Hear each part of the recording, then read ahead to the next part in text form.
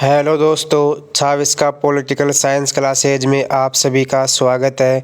दोस्तों, आज हम फिर एक नए टॉपिक का अध्ययन करेंगे और उस नए टॉपिक का नाम है स्वतंत्रता।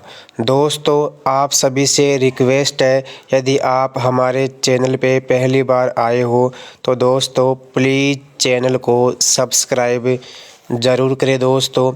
तो दोस्तों, हम बात करते हैं। दोस्तों, हमारा आज का टॉपिक है स्वतंत्रता। स्वतंत्रता शब्द लैटिन भाषा के लिबर शब्द से बना है, जिसका अर्थ है बंधनों का अभाव। आगे देखते हैं। नकारात्मक और सकारात्मक स्वतंत्रता शब्द का इजाद टी.एच. ग्रीन ने किया था। दोस्तों, सबसे पहले नकारात्मक और सकारात्मक स्वतंत्रता शब्द का प्रयोग टी.एच. ग्रीन के द्वारा किया गया था। आगे देखते हैं। बर्लिन ने अपनी पुस्तक टू कंसेप्ट ऑफ लिबर्टी, जो 1969 में लिखी गई थी, इस पुस्तक में स्वतंत्रता को नकारात्मक और सकारात्मक स्वतंत्रता में वर्गीकृत किया। दोस्तों, सबसे पहले बर्लिन ने अपनी पुस्तक टू कंसेप्ट ऑफ लिबर्टी में स्वतंत्रता को दो भागों में बांटा। एक है नकारात्मक स्वतंत्रता और एक है सकारात्मक स्वतंत्रता। आगे है नकारात्मक स्वतंत्रता। नकारात्मक स्वतंत्रता किसे कहते हैं?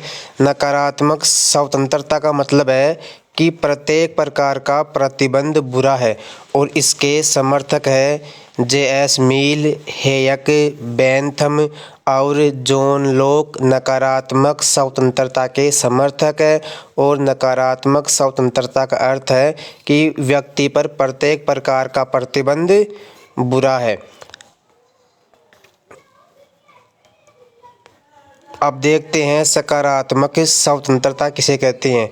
इसमें मनुष्य को स्वेच्छानुसार कार्य करने का अवसर मिलता है, बशर्त है कि उसका कार्य दूसरों की स्वतंत्रता में बाधा न डालता हो। दोस्तों, नकारात्मक स्वतंत्रता का अर्थ है कि प्रत्येक प्रकार का प्रतिबंध बुरा है, जबकि सकारात्मक स्वतंत्रता का अर्थ है कि मनुष्य को स्वेच्छानुसार कार्य करने की पूरी स्वतंत्रता दी जाती है, लेकिन एक शर्त है कि उसका कार्य दूसरों की स्वतंत्रता में बाधा नहीं डालता हो। आगे देखते हैं कि सकारात्मक स्वतंत्रता के समर्थक कौन कौन है। तो समर्थक है प्लेटो, हीगल, ग्रीन, कांट, बोसांके, रूसो और कार्ल मार्क्स सकारात्मक स्वतंत्रता के समर्थक है। जो क्लासिकी उदारवादी है, ये नकारात्मक स्वतंत्रता के, आधुनिक उदारवादी सकारात्मक स्वतंत्रता के पक्षधर है। आगे देखते हैं। राजनीतिक, नागरिक या कानूनी स्वतंत्रता नकारात्मक स्वतंत्रता होती है। सामाजिक व आर्थिक स्वतंत्रता सकारात्मक स्वतंत्रता की मांग करती है। दोस्तों, यहाँ से एग्जाम में क्वेश्चंस आते हैं। आगे है रूसो। रूसो ने कहा था स्वतंत्रता को एक सामूहिक लक्ष्य है। दोस्तों, यहाँ से एग्जाम में क्वेश्चन आता है कि किसने स्वतंत्रता को एक सामूहिक लक्ष्य माना है, तो आपका आंसर होगा रूसो। आगे देखते हैं कार्ल पॉपर का कथन। दोस्तों, कार्ल पॉपर का कथन है, स्वतंत्रता को गैर हस्तक्षेप के रूप में परिभाषित करते हुए सार्वजनिक नीति या लोक नीति का उद्देश्य खुशी से अधिक लोगों की चिंताजनक पीड़ा को कम करना मानता है। कौन मानता है? Karl Popper. यहाँ से दोस्तों एग्जाम में क्वेश्चन आता है। आगे देखते हैं। अगला कथन है होब्स का। होब्स स्वतंत्रता को कानूनों की चुप्पी या विधि का मौन मानता है, जबकि जॉन लॉक स्वतंत्रता को नैतिक संकल्पना मानता है, और जॉन लॉक स्वतंत्रता को एक प्राकृतिक अधिकार के रूप में इसे सार्वजनिक अधिकार मानता है। दोस्तों यहाँ से एग्जाम में क्वेश्चन आ चुका है। अगला कथन है विलियम सेलिंग का। विलियम सेलिंग का मत है कि सभी दर्शन की शुरुआत और अंत स्वतंत्रता है। आगे देखते हैं मोंटेस्क्यू। मोंटेस्क्यू का कथन है स्वतंत्रता के अतिरिक्त शायद ही कोई ऐसा शब्द हो जिसके इतने अधिक अर्थ होते हो और जिसने नागरिकों के मस्तिष्क पर इतना अधिक प्रभाव डाला हो। आगे देखते हैं अगला कथन है होब्स का। होब्स अपनी पुस्तक लेवियाथन में स्वतंत्रता को विरोध की अनुपस्थिति के रूप में परिभाषित करता है। यहाँ विरोध से अभिप्राय है गति की बाहरी बाधाओं से है, मतलब गति की बाहरी बाधाओं का अभाव। आगे देखते हैं फ्रांस के मानवीय अधिकार घोषणा में कहा गया कि स्वतंत्रता वह सब कुछ करने की स्वतंत्रता या शक्ति है जिससे दूसरे व्यक्तियों को आघात ना पहुँचे। आगे देखते हैं शीले का कथन है कि स्वतंत्रता अतिशासन का विलोम है या फिर स्वतंत्रता अतिशासन का विरोधी है। ये कथन शीले का है। दोस्तों यहाँ से एग्जाम में क्वेश्चन पूछा जाता है सीधा सीधा कि यह कथन किस विचारक ने दिया था। अगला कथन है गेटल का। स्वतंत्रता का अभिप्राय उस सकारात्मक शक्ति से है जिससे उन चीज़ों को करके आनंद प्राप्त होता है जो कि करने योग्य हो। आगे देखते हैं मैकेंजी का कथन है स्वतंत्रता का आशय सभी प्रकार के प्रतिबंधों का अभाव नहीं बल्कि अनुचित प्रतिबंधों के स्थान पर उचित प्रतिबंधों की व्यवस्था है। यह कथन मैकेंजी का है। अगला कथन हम देखते हैं। अगला कथन है पिटकीन का।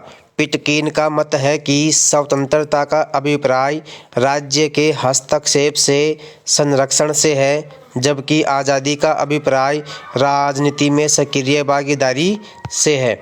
आगे देखते हैं दोस्तों, आगे है रूसो का कथन, जहाँ से एग्जाम में काफ़ी बार क्वेश्चन आ चुका है। रूसो का कहना था कि स्वतंत्रता को छोड़ना मनुष्यता को छोड़ना है। रूसो कहता है कि मनुष्य स्वतंत्र पैदा होता है और वह सर्वत्र जंजीरों में जकड़ा रहता है। अगला कथन है बारकर का। दोस्तों बारकर कहता है कि मील खोखली स्वतंत्रता का मसीहा है। Barker JS. मील की आलोचना करता है और कहता है कि मील खोखली स्वतंत्रता का मसीहा है। और आगे बारकर का जो कथन है वो है नागरिक स्वतंत्रता व्यक्ति को व्यक्ति होने के नाते या राज्य का सदस्य होने के नाते प्राप्त है। बारकर के अनुसार नागरिक स्वतंत्रता में 3 बातें आती है। पहली बात है दैनिक स्वतंत्रता, अगली है बौद्धिक स्वतंत्रता और तीसरी है व्यवहारिक स्वतंत्रता। दोस्तों ये बात कहता है बारकर, और यहाँ से काफ़ी बार एग्जाम में क्वेश्चन आ चुका है कि कौन मील की स्वतंत्रता को खोखली स्वतंत्रता कहता है, तो आंसर होगा बारकर। आगे देखते हैं। अगला कथन है विलियम गोडविन का। कानून स्वतंत्रता के अपहरण में सबसे घातक संस्था है। दोस्तों विलियम गोडविन का कहना है कि कानून के द्वारा स्वतंत्रता का अपहरण किया जाता है। आगे देखते हैं। आगे है जे.एस. मील, जॉन स्टुअर्ट मील। जे.एस. मील ने अपनी पुस्तक ऑन लिबर्टी में हानि का सिद्धांत दिया। जे.एस. मील कहता है कि प्रत्येक व्यक्ति अपने व्यक्तित्व, शरीर, मन और मस्तिष्क का स्वामी है। व्यक्तिगत स्वतंत्रता का प्रबल समर्थक है जे.एस. मील। और जे.एस. मील कहता है कि प्रत्येक व्यक्ति अपने व्यक्तित्व, अपने शरीर, अपने मन और अपने मस्तिष्क का स्वामी है। और दोस्तों ऑन लिबर्टी पुस्तक जे.एस. मील के द्वारा लिखी गई थी, जिसमें जे.एस. मील ने हानि का सिद्धांत दिया था।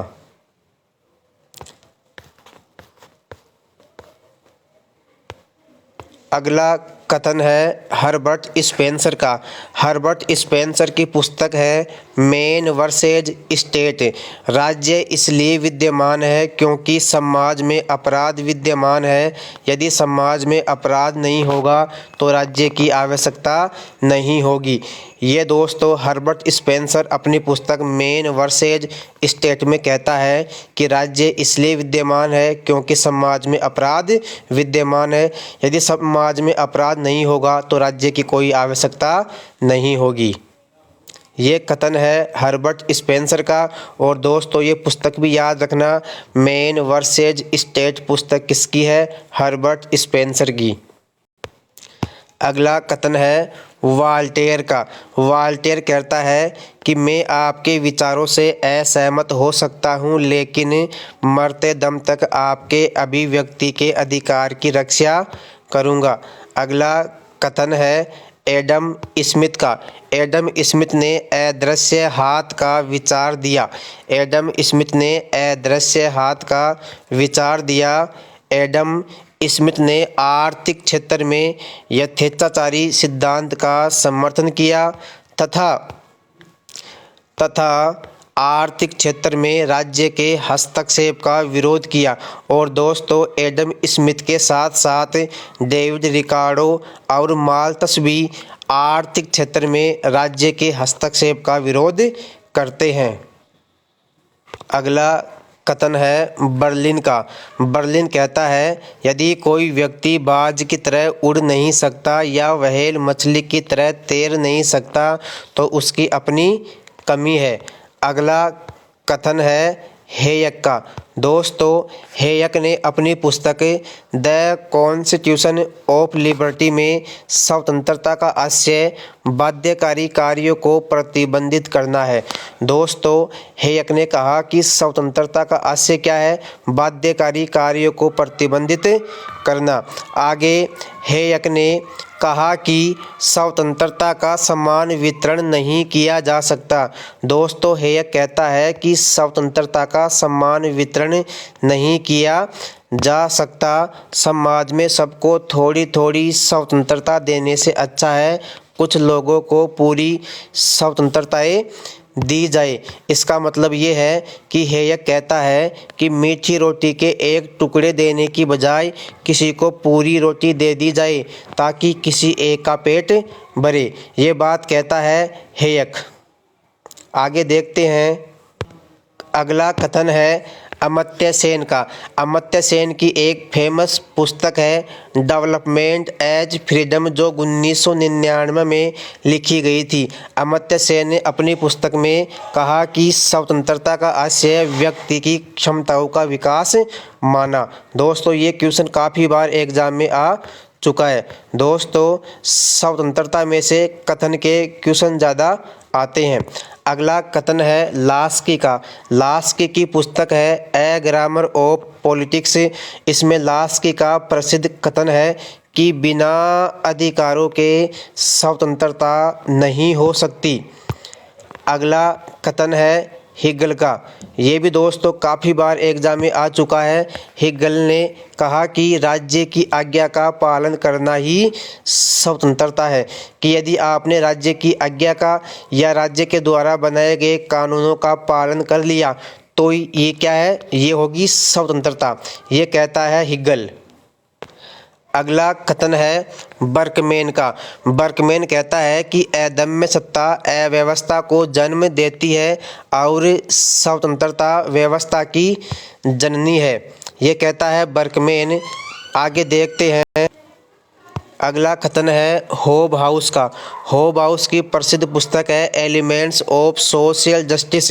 इसमें होब हाउस कहता है कि एक व्यक्ति की निरंकुश स्वतंत्रता का अर्थ है कि बाकी सब घोर पराधीनता के भेड़ियों में जकड़े जाएंगे। और होब हाउस का अगला कथन है कि सबको स्वतंत्रता तभी प्राप्त हो सकती है जब सब पर कुछ न कुछ प्रतिबंध लगा दिया जाए। ये होब हाउस का दूसरा कथन हो गया। और होब हाउस की प्रसिद्ध पुस्तक है एलिमेंट्स ऑफ सोशल जस्टिस। अगला कथन है होब्स का। होब्स कहता है कि राज्य की सत्ता के सारे लाभ तभी उठाए जा सकते हैं जब व्यक्ति की स्वतंत्रता को अत्यंत सीमित कर दिया जाए। आगे होब्स कहता है, होब्स ने स्वतंत्रता को गौण माना। यही कारण है कि होब्स को पूर्ण सत्तावाद का प्रवर्तक माना जाता है।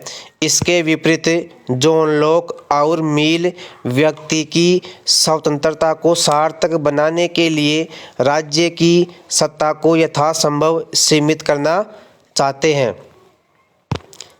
आगे देखते हैं समतावादी विचारक सीबी मैकफर्सन और जॉन रॉल्स है। दोस्तों यहाँ से एग्जाम में क्वेश्चन आता है कि समतावादी विचारक कौन कौन से हैं, तो सीबी मैकफर्सन और जॉन रॉल्स समतावादी विचारक हैं। आगे देखते हैं पंडित जवाहरलाल नेहरू का प्रसिद्ध कथन है, भूखे व्यक्ति के लिए वोट का कोई महत्व नहीं।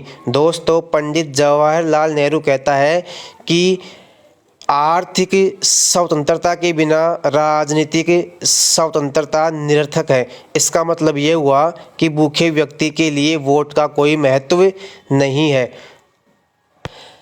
आगे देखते हैं होब्स और जॉन लॉक, स्वतंत्रता एक प्राकृतिक अधिकार है। होब्स और जॉन लॉक स्वतंत्रता को एक प्राकृतिक अधिकार मानते हैं। आगे देखते हैं रूसो का कथन। रूसो का मानना है कि असमानता स्वतंत्रता हासिल करने के रास्ते में एक बाधा है। आगे रूसो के अनुसार स्वतंत्रता गैर आज़ादी की अवस्था से मुक्ति है। दोस्तों आपको वीडियो समझ में आया होगा और प्लीज़ चैनल को ज़रूर सब्सक्राइब करें। दोस्तों स्वतंत्रता एक ऐसा टॉपिक है जहां से कथन के क्वेश्चन अधिक आते हैं। धन्यवाद दोस्तों।